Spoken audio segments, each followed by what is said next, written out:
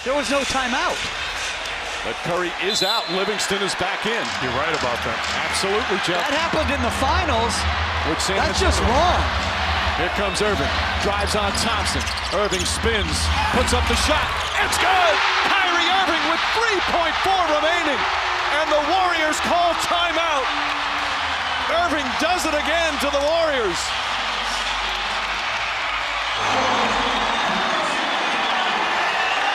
Hey guys, and welcome back to the SC Reports podcast. I'm your host, Stevan Cyrus. Fantastic Christmas Day stuff on display here in terms of basketball. Obviously the best one of the night, which is why I'm making a single video on it. You're going to get a full review of all the games tomorrow. Currently the Lakers and the Clippers are still going at it, even though the Lakers are up 20, and that seems like that's not going to go anywhere. I wanted to talk about Cleveland Cavaliers and Golden State Warriors. They were simply the best game. We all knew this was going to be a marquee game to mark on your calendars because it was going to be crazy, and it lived up to the expectations. Talking about, obviously, the team leaders, we have to look at Kevin Durant, who was balling. 36 points and 15 rebounds. Now, he did this also efficiently, which has been key all year for Kevin Durant. 11 of 23, didn't do too well from downtown, only 2 of 8. But again, 15 rebounds. He looked very comfortable on the floor. And obviously, we know LeBron James was going to show up. 31 points in 40 minutes and 13 rebounds as well. And he shot 4 of 8 from downtown. Now, obviously, LeBron James, he was the leader in most of these stuff, but Kyrie Irving. Can we talk about Kyrie Irving? The man is literally the kryptonite, the flu to the Golden State Warriors. He is their worst nightmare. 25 points, 6 rebounds, 10 assists, and 7 steals. Not to mention, before the fourth quarter, Kyrie Irving was having a modest night. He had a few assists. He wasn't close to 20. He went out of his way in the fourth quarter to make this a very interesting game. Because I'll tell you guys right now, all game, it was very, very close. Okay, through the first quarter, Golden State and Cleveland, it was 27-25. Second quarter, 28-27. Third quarter, 32-28. And then the Cavs pulled away in the fourth with 29 points to the 21 points of Golden State Warriors. Now, at one point, Golden State was up 14 on the Cleveland Cavaliers. And with their offense, I said, maybe, this game's done. And boy, was I wrong. Don't you ever play yourself when you're talking with LeBron James and, of course, Kyrie Irving. But again, somebody that I do want to give some credit to here is Kevin Love. This season, he has been spectacular. He has not gelled well with these guys the past few years in Cleveland. But so far through this season, he's been great. This game, nothing different. 20 points, 6 rebounds. Hit 3 of 7 from downtown, not that great. But again, he has stepped up and started making more offensive plays, which he wasn't doing these past few years. So, this was a very good game. Also, very, very key person, Richard Jefferson. Now, on the stat sheet, it doesn't look like he did much.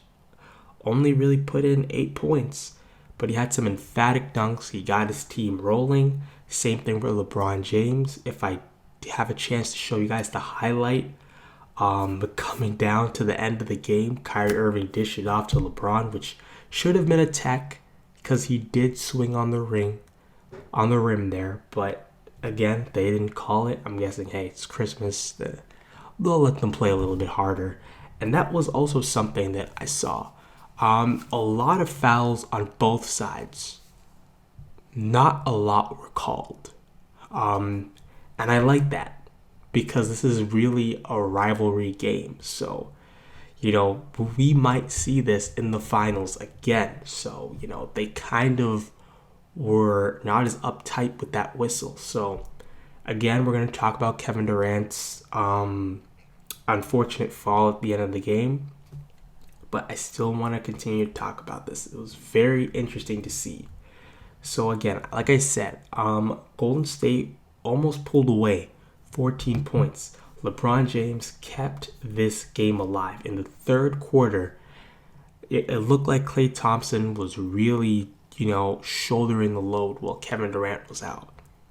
Hitting threes at major spots when Cleveland would mount their run. Klay Thompson would hit a three and just make it go back to a 5 to 7 point game.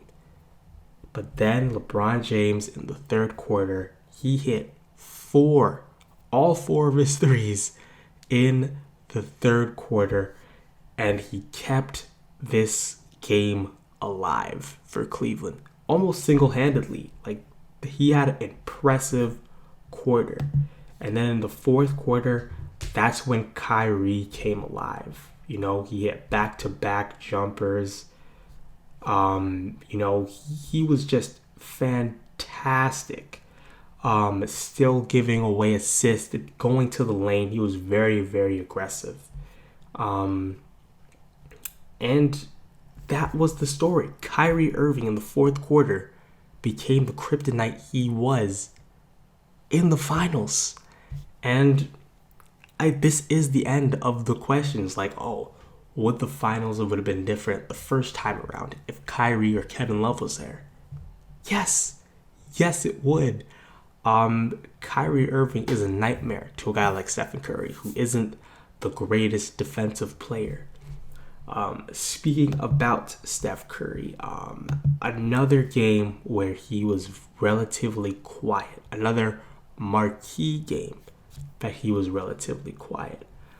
15 points, only 4 of 11 from the field, 2 of 7 from downtown. When are we going to start to look at him and say, you got to step up?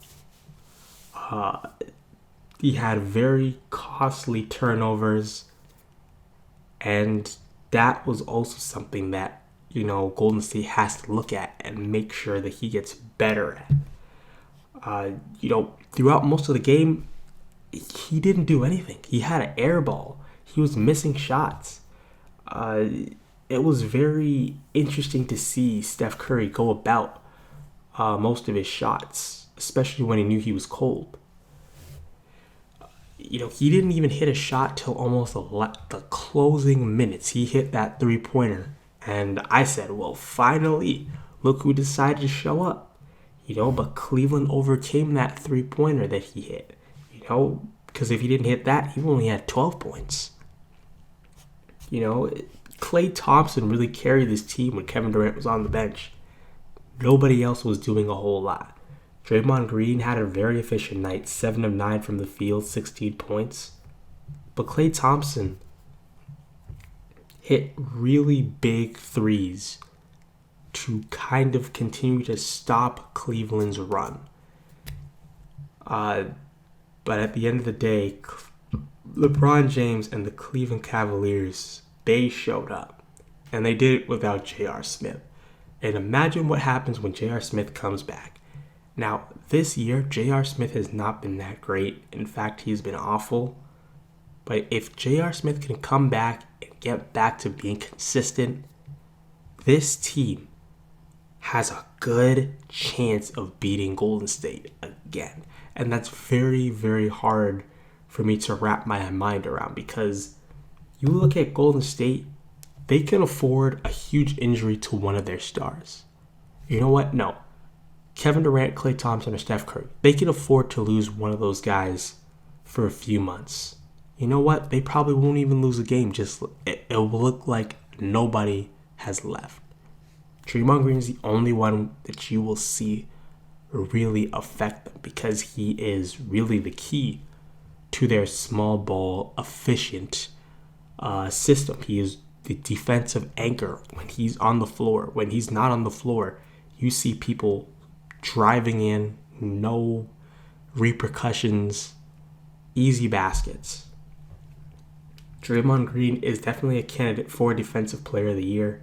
I definitely do think that, he will get there. I think it's going to be between him and Kawhi Leonard, and I don't know who to pick. I would still go with Kawhi, but Draymond Green is making a very good case for that trophy this year.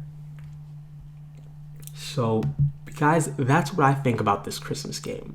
I thought it was fantastic. Kyrie Irving doing what he did again, I called it. I knew from a week ago that Kyrie Irving was going to do this. Just the matter of how this game kind of went about, and Golden State choking again with a 14-point lead. With a well-oiled machine like Cleveland, missing a huge part, especially in the three-point category to keep them in the game. J.R. Smith's not there. They still found a way to bully and beat the Golden State Warriors. Now, closing topic or discussion, obviously, is Kevin Durant. Everybody said that he got fouled.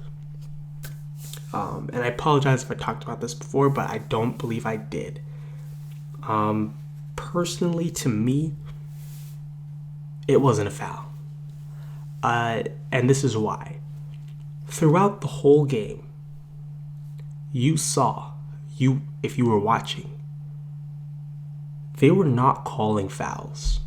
They were allowing these guys to play good, hard basketball. I think the refs knew that this was going to be a marquee game, a game that we're going to see potentially in the finals again.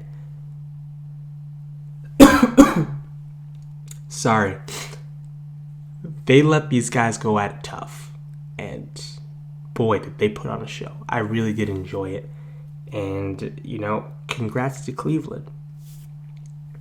And I know some people might be mad and say, well, the NBA is rigged. No, it's not. They were playing tough basketball. Kevin Durant, in my eyes, kind of exaggerated because Richard Jefferson is not that beast. He's not pushing Kevin Durant to the floor like that with such ease. Kevin Durant maybe is skinny, but he's a tough guy. So, I think there's a little bit of exaggeration there. Was there some contact? Absolutely. But the way that they were playing, these players should know that the whistle was not in any of their favors. Okay? I thought the refs did a great job that game. Other than them missing the technical foul on LeBron James for hanging on the rim. They did a pretty good job. So guys, that's what I think. I want to know what you guys think. Let me know in the comment section below what you thought about this marquee game. Like I said, tomorrow you guys are going to get a full review of all the Christmas games. I'm going to start to record most of my stuff in advance. Really sorry I took so much time off. I tried to make some videos last week while I was off, but I was sick. And as you heard from the coughing, I'm still getting over it. I had a sore throat all week last week. And that's been awful. But guys, thank you so much for watching. You guys are going to get some good content up soon. And I'll see you guys tomorrow. Peace. You're the reason why